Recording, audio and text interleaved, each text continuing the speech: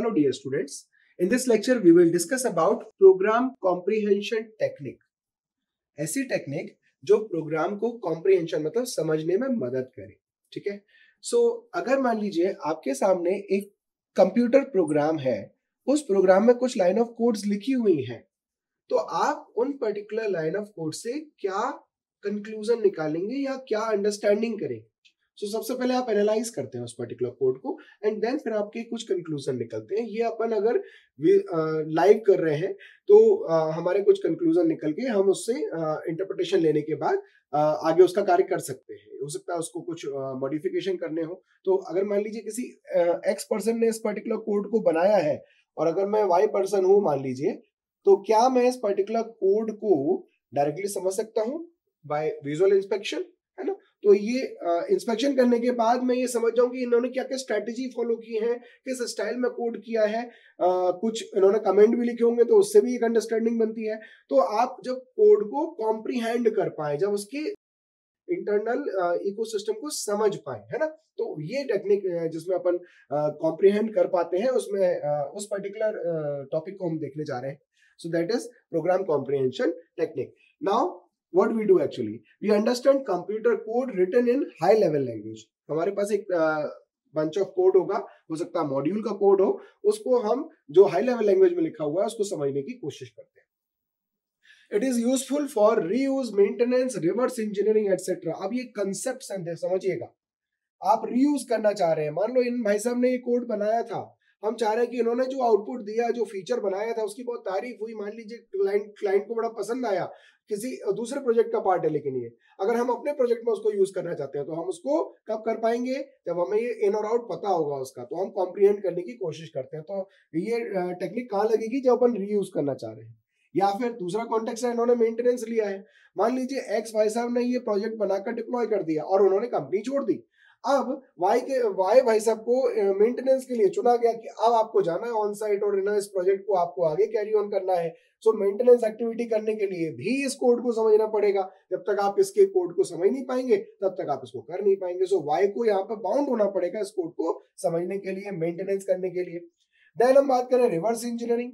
Reverse engineering basically एक तरह से तब की जाती है जब आप लेगेसी सॉफ्टवेयर को ऑपरेट कर रहे हैं. ठीक है, जहां पर आपको कुछ पर्टिकुलर कोड चंक्स मिल गए हैं और आपको उससे जजमेंट करना है कि बेसिकली ये पर्टिकुलर कोड चंक्स क्या करना चाह रहे होंगे. मान लो आपको एक स्कैटर्ड कोड या अनस्टेबल कोड दे दिया जाए, है ना, तो ऐसी स्थिति में जहां पर इनकम्प्लीट कोड दे दिया जाए ऐसा बोलेंगे, तो वहां से आप रिकवर करना चाहेंगे वो पर्टिकुलर मॉड्यूल कंपोनेंट जो शायद रहे होंगे, है ना.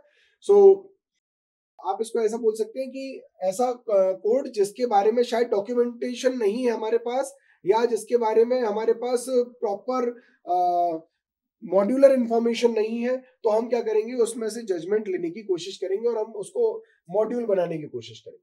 I hope all three concepts are clear to you कि what is the need, what is the applicability of this particular exercise, कि हमें comprehension की जरूरत क्यों पड़ रही है.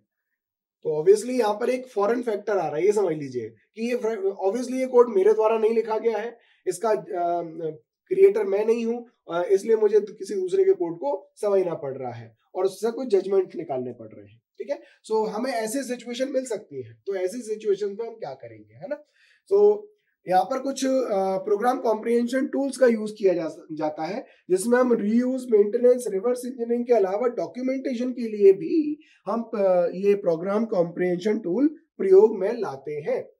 अब ये प्रोग्राम कॉम्प्रिहेंशन टूल एक ऑटोमेटिक एक्सरसाइज है, या बोलना चाहिए ऑटोमेटिक जजमेंट प्रोग्राम होगा जो इस प्रोग्राम पर लगाया जा रहा है. तो हमने किसी टूल को इस प्रोग्राम पर अप्लाई किया, ठीक है, जिसको हमें रीडिस्कवर करना है या इसकी रिवर्स इंजीनियरिंग करनी है या मेंटेनेंस करना है, तो टूल हमें कुछ पर्टिकुलर सपोर्ट्स देगा, हमें कुछ सपोर्ट गाइडलाइंस या सपोर्ट टिप्स देगा, है ना. अब इसमें क्या हो सकता है ये देखेंगे कि टूल्स किस किस एंगल से सपोर्ट करेंगे. So presentation of different perspective, tool क्या करेगा, इस पर्टिकुलर कोड के डिफरेंट व्यू पॉइंट्स क्रिएट करेगा और हमें उस सिस्टम और सिस्टम के कंपोनेंट्स के बारे में जानकारियां देगा कि ये मॉड्यूल कुछ इस तरह का है. आपने देखा होगा कभी कभी अपन ऐसे टूल की बात करें जो कि कोड का एक विजुअल ग्राफिकल रिप्रेजेंटेशन क्रिएट कर दे, जैसा कि हमने अभी उसमें MIL में देखा था, ठीक है, जो अपने ऑब्जेक्ट जिसमें रिप्रेजेंट किए जा रहे थे, है ना। सो एक तरह से बोलना चाहिए इंटरकनेक्शन लैंग्वेज जो थी MIL, है ना। तो उसमें अपन ने ये देखा था कि सिस्टम और कंपोनेंट्स का इंटरकनेक्शन ग्राफिकल वे में बताया था। अब जो भी पर्टिकुलर सोर्स कोड है उसको ये पर्टिकुलर टूल पार्स करते हैं और मीनिंगफुल इंफॉर्मेशन उसमें से निकाल कर लाते हैं। इन भाई साहब वाई को बता देंगे कि ये जानकारियां हैं जो मुझे लग रहा है इस कोड में रही होंगी, है ना। मॉड्यूल आइडेंटिफाई करके बता देंगे, या फिर कुछ particular decision making looping statements के बारे में कुछ जानकारियां दे देंगे। स्टोर हम इस पर्टिकुलर इंफॉर्मेशन को स्टोर करेंगे और उसे हैंडल करेंगे। ये भी अलग टूल के द्वारा किया जा सकता है। एंड विजुअलाइज द इंफॉर्मेशन, और उस इंफॉर्मेशन को विजुअलाइज करके देखेंगे। तो कभी कभी आपने देखा होगा कुछ टूल्स में जब कोड को पेस्ट किया जाता है तो बाकायदा कीवर्ड कुछ अलग कलर से आ जाते हैं। ये भी एक फीचर ही है टूल का कि कीवर्ड ब्लू कलर से आ गए, है ना। कुछ एरर्स है तो उसने सीधे मार्क कर दिया, रेड कलर की लाइन खींच दी। तो ऐसी स्थितियों में आप टूल के थ्रू जजमेंट कर सकते हो, है ना। सो आप विजुलाइज कर सकते हो उस पर्टिकुलर इन्फॉर्मेशन को टूल के माध्यम से। आपने कुछ टूल्स देखे होंगे जिसमें जितने भी इंपोर्ट स्टेटमेंट है वो इस तरह से प्लस साइन के साथ आइडेंटिफाई कर दिए जाते हैं कि जितने भी इंपोर्ट स्टेटमेंट है।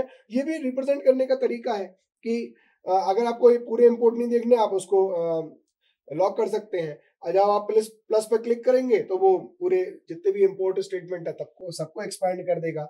सम फीचर्स आर देयर। सो यहाँ पे टूल क्या क्या फीचर आपको ऑफर कर रहा है, ये टूल पे डिपेंड करता है, कस्टमाइजेशन का मैटर है ये पूरा, ठीक है। सो प्रोग्राम कॉम्प्रिहेंशन टेक्निक में ऐसे टूल्स जो हमें प्रोग्राम को समझने में, उसको विजुलाइज करने में मदद करें, उन पर्टिकुलर टूल्स का अपन यूज करके प्रोग्राम को समझते हैं, ठीक है। और उसमें ये टेक्निक्स अपन लगाते हैं कि इसमें हम रिवर्स इंजीनियरिंग करते हैं, मेंटेनेंस के लिए हम कुछ ड्रिल करते हैं, कोड को रीयूज करने के लिए हम उस पर्टिकुलर कोड को कॉम्प्रिहेंड करने की कोशिश करते हैं। So these are the practices in program comprehension techniques. I hope it is clear to you all. Thank you.